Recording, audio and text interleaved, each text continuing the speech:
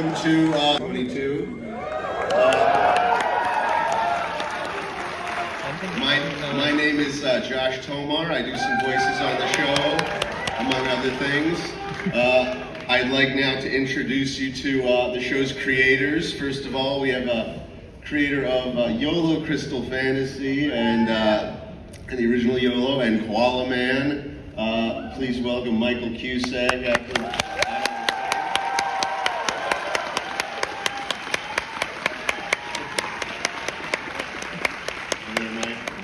Please find your seat.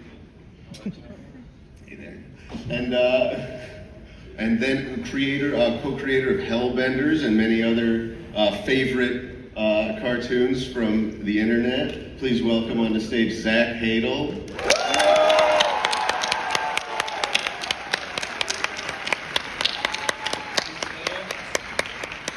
Would you guys like to do a little quick intro for the show, just in case anyone in the audience doesn't know Smiling Friends?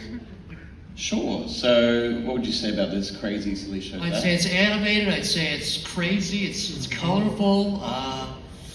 There's a guy with a gun to his head in the first episode. We couldn't air.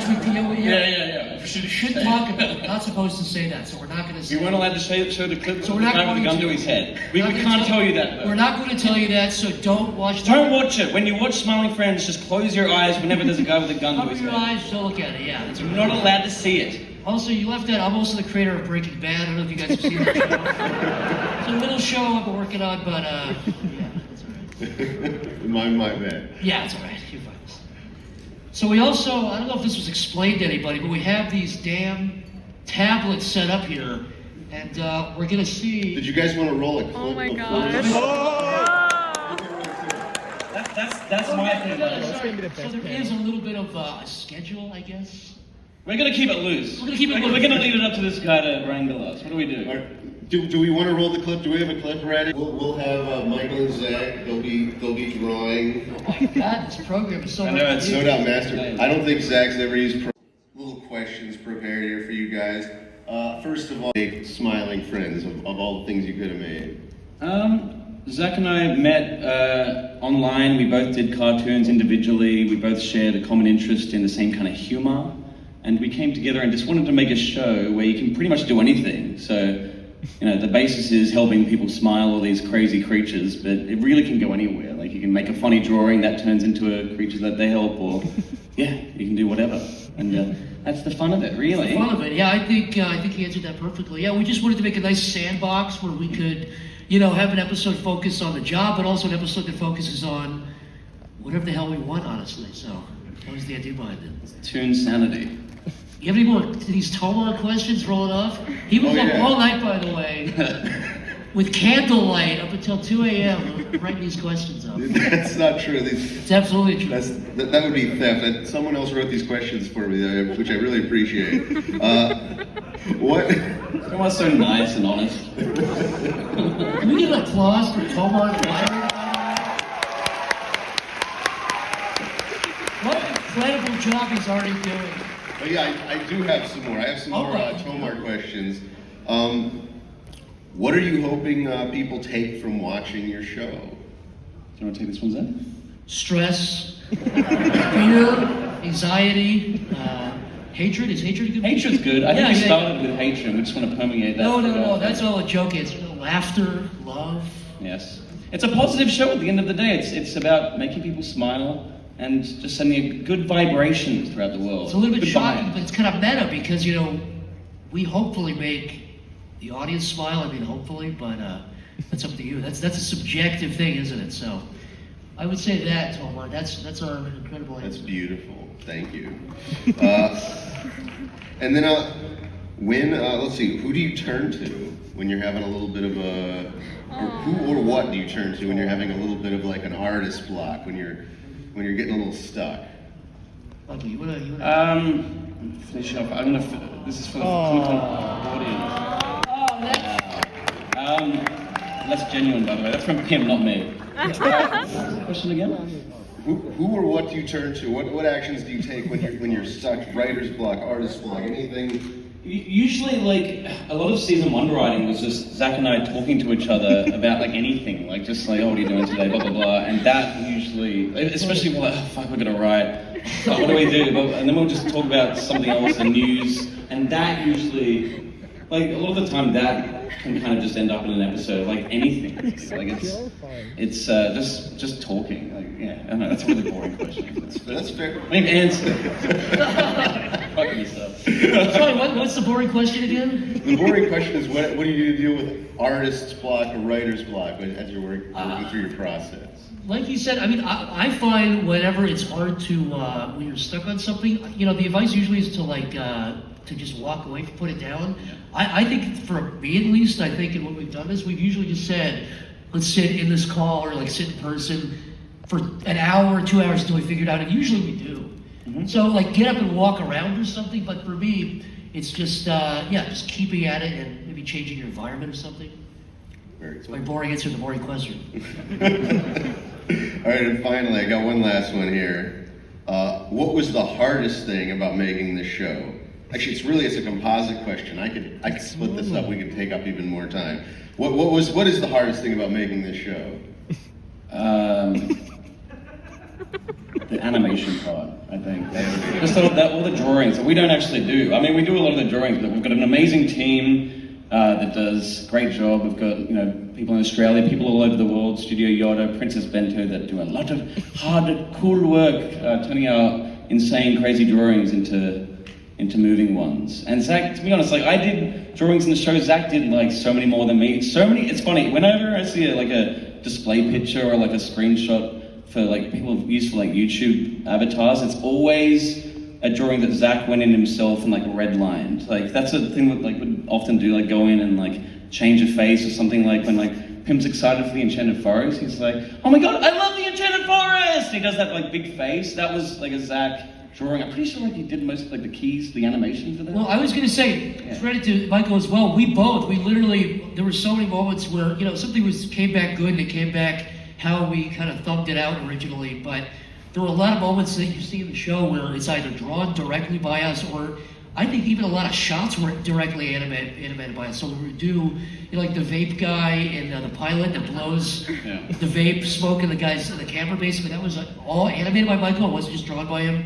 You know, he did everything. So, yeah, it was definitely the animation and just making sure everything looked as good as we could make it. You know, we had a pretty small budget, but we had a lot of people that worked hard, and we were willing to put it. That was Pim's original catchphrase, and you didn't want it. No, that worked for us on that. We tried to get that. And he said, no nose, no crazy nose. And I was like, oh, fine. So we lost that battle. So to follow up to that, what was the most rewarding thing about working on the show, at least on season 1? Fucking finishing it. Yes, Finishing it. Being done with it. Also, just like we were, I think at the end of it, we were just worried that it was even good or not, because we'd seen it so many times. Like, we know it like back to front. We can quote every episode from start to finish. So when we were just about to release it, I remember we just had that moment. We were like, wait. Is this like a big dog shit? We make a horrible. Did we make it like the worst show ever? This could actually be the worst show ever. Not even just a bad show. And we had a bit of a panic attack. But then when we saw the nice fan reaction and people liking it, it was very nice. So that was the most rewarding, really. Seeing the response, all the fan art. It's insane. It's so cool. It's great. Thank you, guys. Thank you. And then one last little train of thought here. Do you have any dream guest voices, I guess, that you haven't already had on the show? And then I guess to ride on with that, like, do you ever create any of your characters with a specific voice or talent in mind? What do you think, Zach? In terms of dream voices, we had like a list of people at way back when we were making season 1, and like 6 of them died. Not because of us, I hope not. It was kind of like a death note, maybe. We had Kirk Douglas on there who was like 106. And we were like, how great would it be if his last acting role was just him going, you know, doing some kind of thing. But R.I.P. I guess. And then a way less funny one was Norm Macdonald we wanted to have on, which sucked. That was a shame. But like, Would have you really done it though? Do you reckon? Yeah, no. Nah. So that's how we like. Yeah, that's what we cope. That's we're what we rationalize. Yeah, we cope with that. He probably would have said no to us anyway, but yeah. But in terms of people we want to get, we have a small list of people. It'll be a surprise they have to wait. Yes. So that's the real answer. Tomar. Crying. No secrets. We call him Prying Tomar. Nosy Tomar. Nosy Tomar. All right. And so that's pretty much all I had here prepared. I think it'd be a good time if you guys are down for it. Let's do it. We open up some Q&A. I don't know what the hell that. Make an orderly line. I think the microphone is over here. That's the only one, right? Over here. Oh, jeez. Yeah, let's see if we can take this roll, man. All right, let's get our first question. What's your name? Oh, it doesn't work. We'll buy some time while we get that going. You can just hear me. All right, I think we're live now. Yeah, great. So how long are you guys planning to do this show for?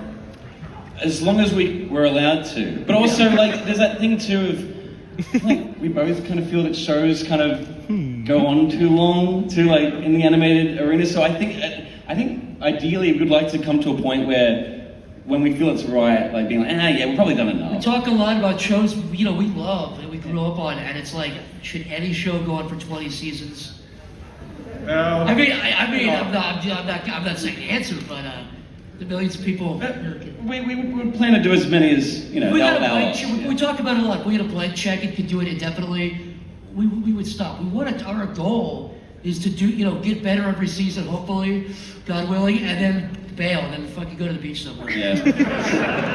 Well, we'll see what happens. Maybe it'll suck in season 2 and we'll Yeah, it could. Yeah. That would be funny. That would. Yeah, it would be funny if it started sucking. We didn't know. Hopefully that happens. Thank you. Hey guys, I gotta ask, if Pim had died instead of Charlie in the final episode, would he have gone to heaven instead of Charlie's hell? That's actually a really good question, Good question. because originally it was going to be Pim. It was going to be Pim that went to hell, not heaven. And for some reason we changed it. It did make sense. It was because Charlie had to go through like much more of like a learning curve. He was more of like, we established him as a bit more of the schlubby, lazier one. So him having a bit more of a lesson made more sense. And like Pim being sad about Charlie felt like more of an emotional beat. I feel like if Pim died, Charlie would just be like, what? We basically had this. Okay. I mean, it actually, in the original pitch Bible that we pitched to the network, episode 8 had a crushed Pim and his brains everywhere. So that is what the original idea was. But yeah, we just kind of sat down and went, well, maybe it's better for Charlie. And also the way we kind of viewed it was, episode 4 was kind of, the Halloween one was Pim's big, like, beating, and then that was kind of Charlie. So it felt kind of right. And season 2, hopefully we'll have a nice Alan beating and beating up some other characters when we're doing big showcase episodes. Next question. Hi guys, Zach, I've been a huge fan of you for years, so I'm really glad to see you. I'm here, I'm representing a Facebook group called Blibbly Posting, where we all just post a bunch of shit. I asked them all what we want to ask. There was a lot of shit about worms, but I really like this question. Was Mr. Frog symbolic of any specific Hollywood situation you had to deal with? More specifically, something about like when you were pitching Hellbenders?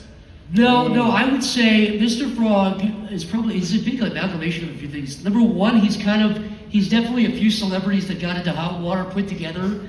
He's not based off of one, he's based off of a few. And that's just super interesting and funny where you just see a celebrity kind of snap. And, it's horrible, but it's also hilarious and everyone loves to watch it.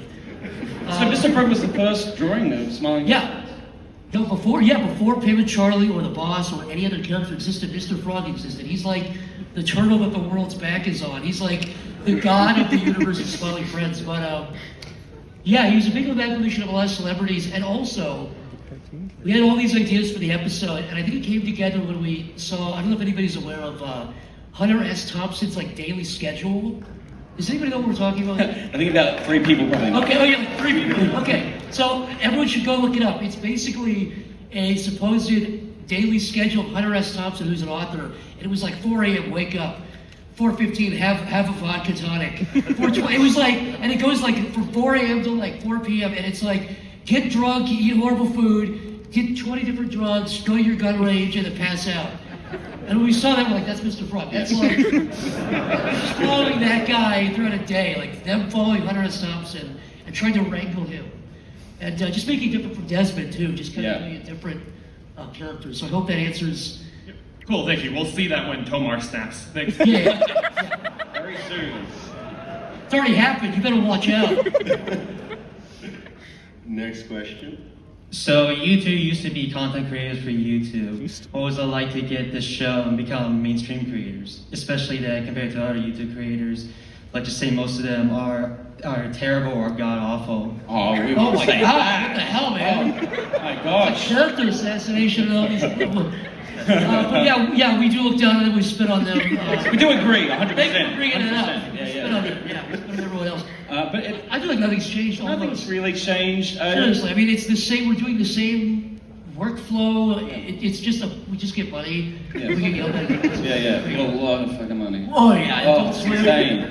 We took a private jet here. Just, Oh, it's crazy. But it's pretty much just like a natural upgrade from what we're doing on YouTube. Like, it just seems like it's kind of been a slow, steady increase over the years. And it still feels like it feels like a culty show, which is cool. It's like a nice balance. It's been fun. It's so fun. Fine. So true. Thank you for your question. Thank you. Well, keep up with your work. Thank you. Hey, huge fan of you guys. There's this one character in the first season. She is the redhead girl with the glasses. Who is she, and is she gonna like appear again, or like sort of? So between season 1 and 2, she got crushed by a bulldozer. That'll be the season 2, episode 1 opening. Is them dealing with that. Which character? It's the one with the mouse. Oh, no, this is actually a good the mouse costume. So in the character in the pitch Bible that we made for Adult Swim, we had all this stuff that didn't get used, not because we didn't like it, but just because it's 11 minutes and you really have so much time to really, every minute counts, every second counts. But that is Glep's wife, who's called Marge Simpson, which we haven't gotten legal trouble for yet. No one's ever. We put this in the Bible. We sold it. Joke that, and it's still no one's ever commented on it. And her name technically is Marge Simpson in like the character list, because you have to when you're doing the voices and just putting characters down for the show, you have to put their name, and we did put Marge Simpson down. No one ever said. Her description, by the way, was all anyone ever talks about her is they argue if she's that Marge Simpson. She says no. Go on yellowpages.com. There's real Marge Simpsons out there. It's just a coincidence. I've never even seen The Simpsons from the shoot set. I don't even watch it. I think I've seen one episode. I think she saw some clips. So that is the girlfriend of Charlie, and the other character is the wife of Gleb. So maybe we'll see more of it. Why not? So with most likely, or probably, you guys are getting a second season of the show. Are there any famous locations you want the Smiling Friends to hit, like New York, Pennsylvania, the Pentagon? Oh my God! So guys in black ties are gonna have a talking to you after this panel, my friend. Although it's You're gonna get waterboarded after this, dude. We could use it though. Why not? Yeah, that's a good idea. We might use that actually. Anyway, give us your contacts after. We'll deal. I don't know if we've announced this. You said Pennsylvania. I think we roughly based the city that they live in and kind of the rural area, kind of around Pennsylvania. It's not directly set there. We never said it explicitly, but when they go to the city, it's a little bit based off of LA, but also kind of Philadelphia. I think it's because you always talked about Philly. I think you lived there for a while, right? And then after you talked about in this way where it was it's much greener than LA, nice trees everywhere. Yeah, I think we kind of fantasized it up into being this beautiful Springfield-esque town. Yeah, it makes sense. Then. And also, it's the town that they live in. It's kind of an amalgamation also of where I grew up in Kansas, where you grew up in Australia, where it's some suburbs, some green stuff, but we also have a city. I think we'll see new locations. I think we're maybe going to see the boss's house where he lives.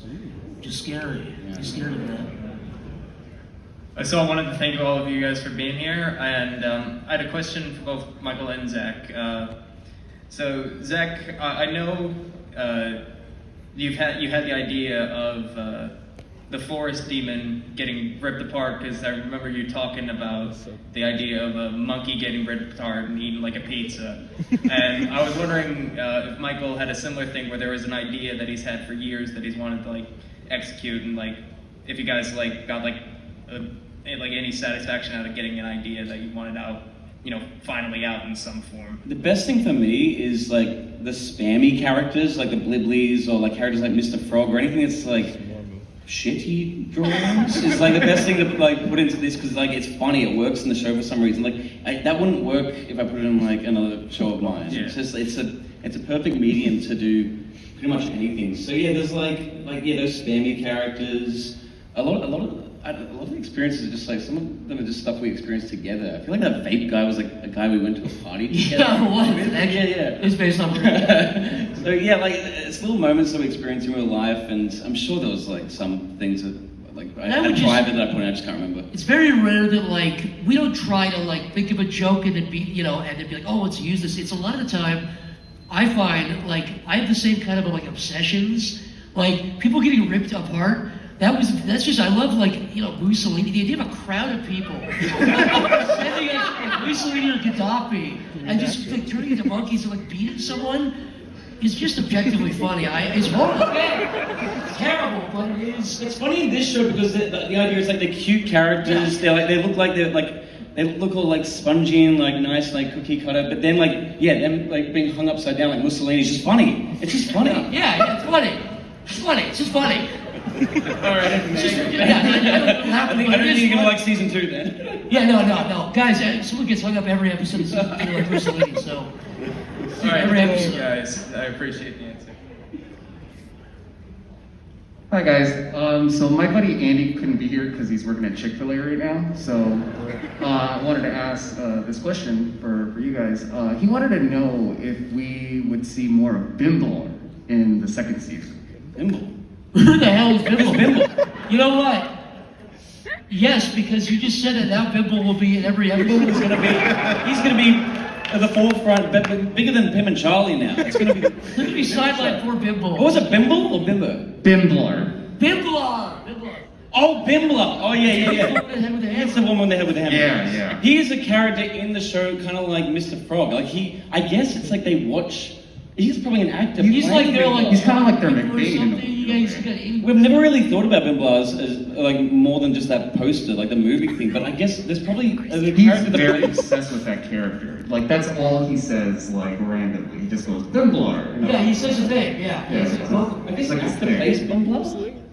Yeah, this is a good question though. It's an actor. It's like be an actor. Is his real name Bimble? No, I don't think so. I think that's that's like Austin Powers, and it's like a Mike Myers. Right.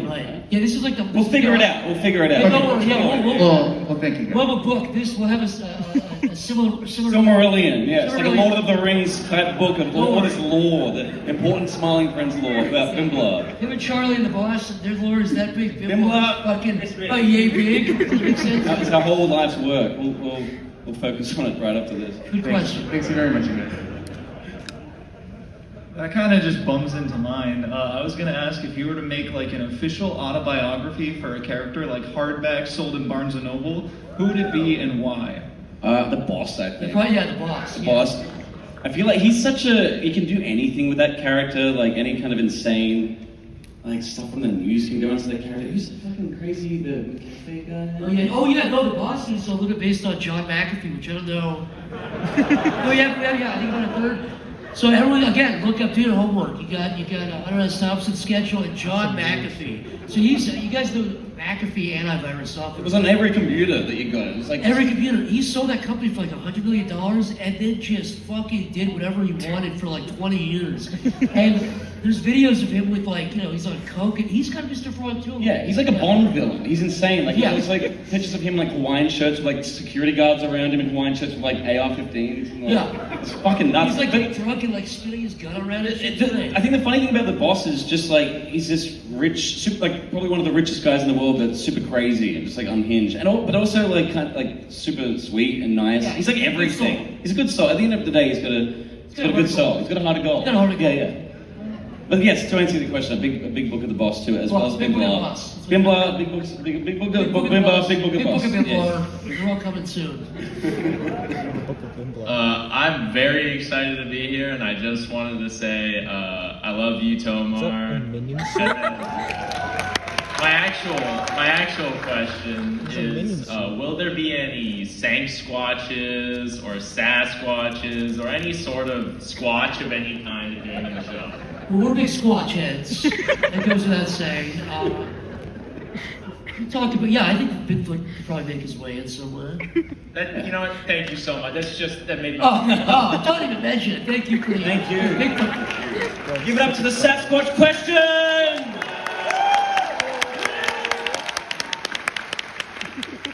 In fact, can every question just be Bigfoot related from now on? I'm kind of like a Bigfoot roll in my head, you know what I mean?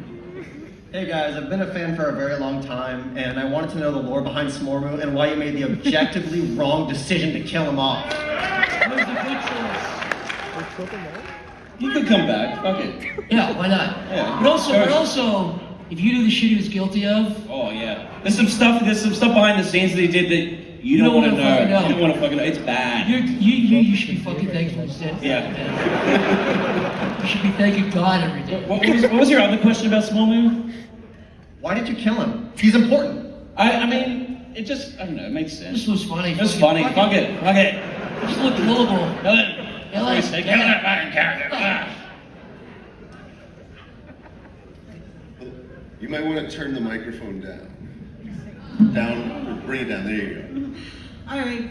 So I was wondering, any of the Smiling Friends clientele, do we plan on seeing them again? Do you ever have any plans to return the people that Charlie and Pim helped? We try to kind of not do that, just so it's like it's always open, but we're talking about that a lot now actually, and it's like we don't want to like go back to old stuff to kind of like lean on it too much, so we're trying to come up with like new characters and new scenarios, but they're always there, and like if it makes sense to reestablish them or do a second episode about one of them they've already helped but now it's a different problem, like that's always on the table too, but it is more focusing on new characters. We talk about that a lot, and just basically like I think maybe you'll see some, but for us it's also a challenge of every episode you're kind of hopefully seeing some new character, some new location, or getting something out of it, but yeah, I'm sure we'll see some of the characters return.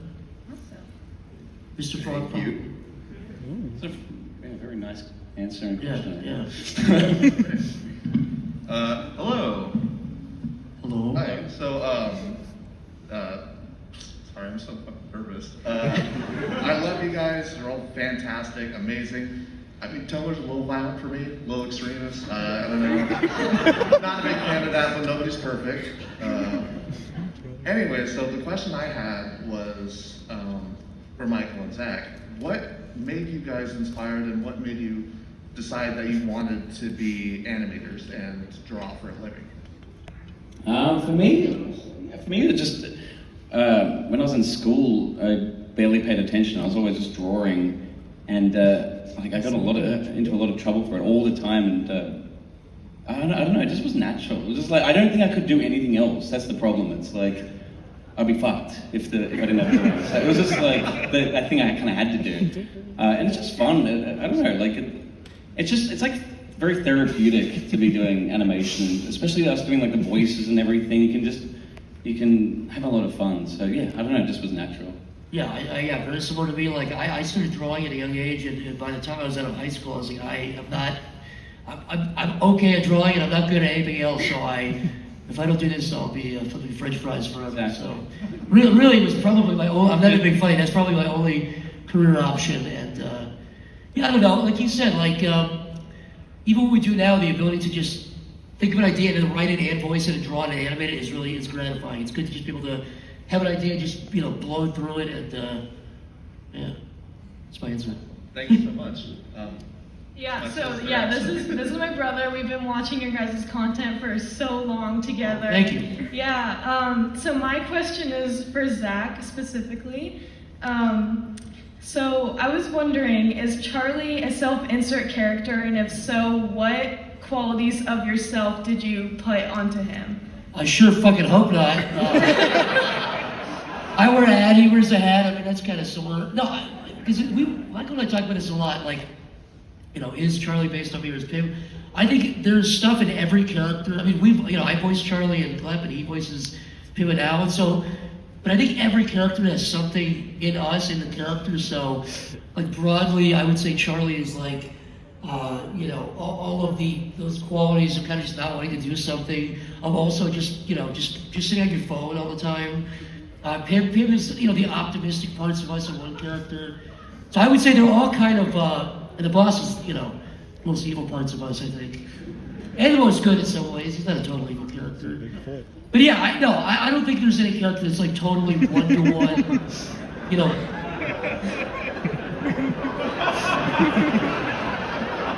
Is that because of what I'm saying? He's reacting? No, sorry, I was just listening. No, I'm saying it should be. It sounds yeah, like yeah, he's... Yeah. But it's Comic-Con said I had to censor that. I can't draw whatever it's there. I don't know what's underneath that.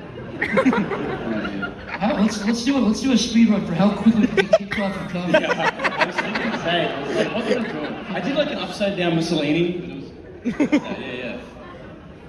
This is the fun part of the panel. How much time do we have left? Let's see if we can ramp it up. We got 13 minutes. You're a great voice actor, by the way, Tomar. Yeah. What was that? Oh, you're a good voice actor. Thank you. Next question, please. Hey guys, my name is Dalton. I've been a huge fan of all three of you for a long time, especially you, Zach and Tomar on Oni Plays. If Chris O'Neill is here, I love you very much. Anyway, my question for you, Zach, is are you ever planning on including Bill Clinton or other presidents into the show? And also, I'm still waiting for my free Tomar emeralds in the mail since buying a lot of skins. You're never gonna find it. God damn it, come on. It's hidden far away. We're both big fans of all the presidents. We both, you know, we're doing. Yeah. I mean, really, just like, you know, we'll do Ronald Reagan and stuff at each other. So yeah, I think we can maybe see a few more presidents come in. Okay. Yeah. Cool. One of the characters could become a president. Oh yeah. We already talked about. I mean, We'll write that one next. One of the characters that you already know might become president. You know? Okay. So Hopefully he's the boss. we'll see what happens. All right, thank you guys. I love you, Zach. Love you, Tomar. Love you, Michael. Keep suspense. We'll at the time. So I was wondering, like, what was it like working with Jimmy Kimmel? He's such a. He's really, really nice. Yeah, until he's not. Until he's fucking pissed about stuff. Until he's pissed off at us and like swinging at us. But other than that, yeah. Thank you. Yeah, no problem. Hi, Tomar. I'm a big fan of your war crimes. Out of all places, why are you sending the Smiling Friends to Brazil? Just seemed obvious. I think because we wanted to go on a holiday to Brazil, so we're like, oh, let's just make our crazy characters go there instead. I'm very curious. I think by the time it airs, I think people have a very interesting opinion of that episode. Take that as you want. You'll find out in about a week or two. Yeah. Right? Whatever that is. You know, 2 weeks or something. Whenever the Philly Adult Swim Festival is. Yeah. Early next month. Hey guys, been following your works for years, voice acting, animation, Newgrounds. This question is for my friend Jalen, who couldn't be here today. His question is, how is pitching the show to the network, especially compared to the shows you've pitched in the past? I would say Adult Swim was pretty relaxed. Like they're I mean, of the places that I've talked to, they're definitely the most relaxed. We didn't really have to. It didn't feel that much like a struggle or like a big, you know, mountain to do, you know, climb. It was just kind of us giving them an idea and them liking it or not liking it, and then, you know, I wish I had an interesting answer for this aside. Michael, I think it's just because like you had already done a bunch of stuff like on YouTube, like Hellbenders they loved it, but I think there was all that shit with like, you know, they didn't want to do it at the time, but so it was like they wanted to do something with you, and then I think they wanted to do something with me too after, I can't remember the timeline, I think it was after the Bushwood Adventures one, Yeah. and all like the YouTube stuff I was doing, so it was a bit easier for us to just go to them, especially like together, and just say we've got this show idea, so yeah, they're really cool about it. We love Adult Swim. Yeah. Thank you guys so much. Yeah. No worries, thanks. Hi, big fan of the show. I love all the different animation styles you're using and the different art styles of the characters. I think it's really fun, especially like the forest demons claymation. My question is there any other like animation or art styles you kind of want to play with in the future? I would say yes. Yeah, we have a few we want to do, but specifically there's one which isn't really. It's not like a different medium, but it's a different. What's the best way to say this without spoiling it? Yes, the answer is yes. Yeah, we have some other stuff. What's that? Which one? For the. No, you would say it's fun. Yeah. You know the one with all. This is what we're writing right now. Okay. He knows what it means. You just can't. Yeah. The character, the new character that comes out of the episode of writing. Oh yeah. Some crazy shit's come out. Yeah, new media stuff. So the answer is yes. Yeah, there's a lot to play with. Oh boy, thank you. Thank you. Thank you. Hi, so during the early stages when you were making the show, you had this extra member of the Smiling Friends crew, like a blue janitor, and he just was scrapped. So during the time when you had that character in mind, did you have any ideas for him, like in any stories or any explanation why he just vanished? I think the reason he was scrapped is because we didn't really have that many ideas for him. Like I think because he was in the pilot, he was cleaning the door. We had to cut before you see the boss for the first time, he's like cleaning the door. We just cut that shot for timing. And we did kind of have some lore on that guy, actually. Yeah. I think the big thing about his character, the only thing we really figured out was he's the janitor, but he always has like a spray bottle of like disgusting, dirty brown water. he makes shit dirtier. That was the only idea we had for him. Yeah, basically he was in the pilot. It was the shot right before they meet the boss. It was like you see the boss's office and he's like spraying the door. But with every episode we had to cut for time, like shots, seconds, we had to redo lines and stuff. So once he got cut out, there was just no organic place to put him. And then, again, because every second counts because it's only 10 minutes long. But could we see him? I think so. I think there is a janitor there. It's probably that guy. Yeah. I think it's also because we had Gleb who says nothing too. He's kind of like a prop character, so having like another character that says nothing, it's like, yeah, it seemed like we're fucking amateurs. So we're like, we should probably just have one silent character. Yeah. But we could see him again. All right, thank you. Justice for Smormu. Yay. Tell you, man, his record was bad. All right, the long red character known as Alan. In the pilot episode, he count a lot of paper clips, Rain Man style. Now, was this skill learned, or was he born with it? I don't know. I think he touched like an asteroid, like a radiating asteroid. If I could make him like, He was much different before that event. Yeah, he was like a normal guy, and he touched that great glowing rock and fucked him up, man. So. All right, thank you. Yeah. Hello. Hello. Oh God, what are you gonna ask? Someone laughing at us like. I'm just shy. I just came back from Tijuana, finding Amazon, but yeah. Oh yeah. Tijuana! Woo! Love TJ. Anyways, I love how you know how Cartoon Network shortens all those intros like Gumball and regular show, and I don't know why, I just like how the intro is just very short and gives me some dopamine rush, but did you guys ever have any concept of extended intro for it? Another very good question. We not only had it, we had Michael wrote a whole little ditty that we had to compose, we had to board it out, but it was like 20 seconds long, and then again, just time. We said this needs to be 10 minutes, and it was like 12. So, 2 minutes out of 12 is a lot. And also, a lot of shows now, like, Curb Your Enthusiasm, Barry. Does anyone see Barry? Barry's a great show. And so that just the idea, you see the title, it's like, 5 seconds of music. I think we just stuck with that, and it ended up working out better. Yeah. I don't know why, I actually like it. No, it grew on us too. Thank you. Thank you. Thank you.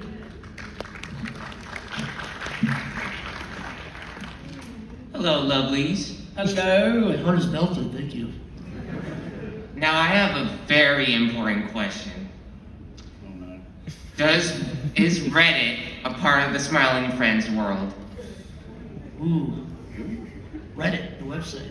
Oh, I don't go on that. Here's your answer. Perfect. Okay, thank you.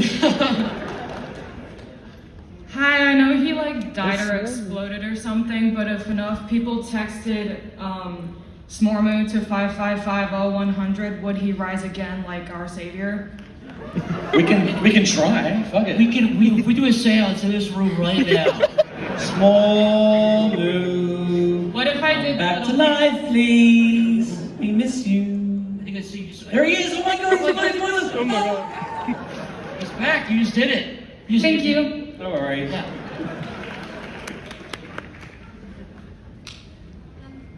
Hi, I'm Stanley. Unfortunately, my girlfriend couldn't be here, but me and her, we love your stuff, all of it.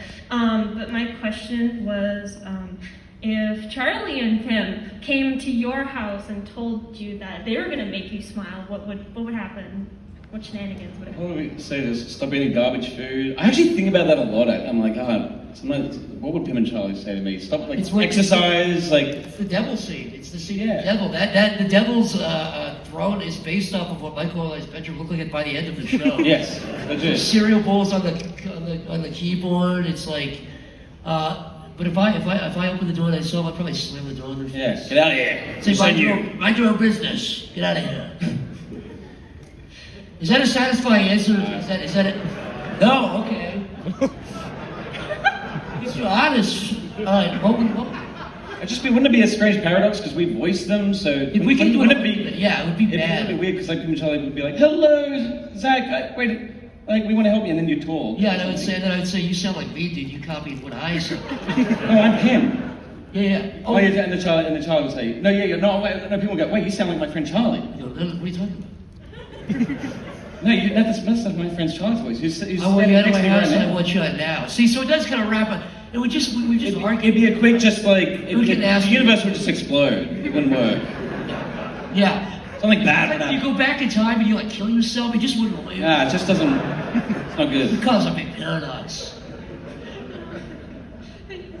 Thank you. Thank you. Thank you. I hope. So I believe that concludes the Q&A section of the panel. Do you guys have any parting words you'd like to share with the audience out here today? Should we make a really quick show? Like, you make a quick, like, very positive stream? Yeah. Should we make, like, the quickest pitch for a show ever? Let's see, Zach. Close out on. Zach pitches a show and I make a show really quick. We'll do it really quick. All right. No, well, let's hear some, fuck it, let's, like, someone yell out, like, something cool. Titles. Yeah, title. Worms, okay. Worms. Put something on worms. Keep yelling out. Mr. Bean? Mr. Bean's a good Mr. Mouse. I heard mouse and heard bean. Mr. Mouse and the worms. Israel. Mr. Mouse goes to Israel. That's fine. It's not even political. He just goes there to have a nice holiday. It's like, what? What's wrong with this? What the hell is wrong with that? Gosh. You go to Sweden or And something. more important, what does Mr. Mouse look like? Oh yes! Someone say mouse! Who said that? Brilliant. Oh, we need this person working the show. How big is he drawing? Alright, let's roll cut. Rest for time. We got 40 seconds, you guys. Clown shoes! Alright, wait. Okay, Mr. Mouse in the draw. Still need time to pitch it. Look at Quibi. It's coming to Quibi. Alright, great. Zach, now what's your show? Well, he pukes. Episode, and it's called the Worm Show on Netflix. The Paradox. Paradox thing. The Paradox, and this is also part of the title, by the way. So it's the Worm Show on Netflix. The Paradox. Subtitle. He pukes every episode, so that's why. Love it. Great job. Good job. At the show. We just got 2 shows and you're all riding on it. Shows right there. We expect to see you in the writers' room next We're all week. in the writers' room. This is the biggest writers' room of all time. We just made it happen. All right, thank you guys. Thank you everybody. Thank you for coming to this crazy panel. And thank you for watching Smiling Friends and all your crazy fan art and the nice words. It's really nice. It really means a lot to us. Yeah, keep it So going. thank you. Thank you.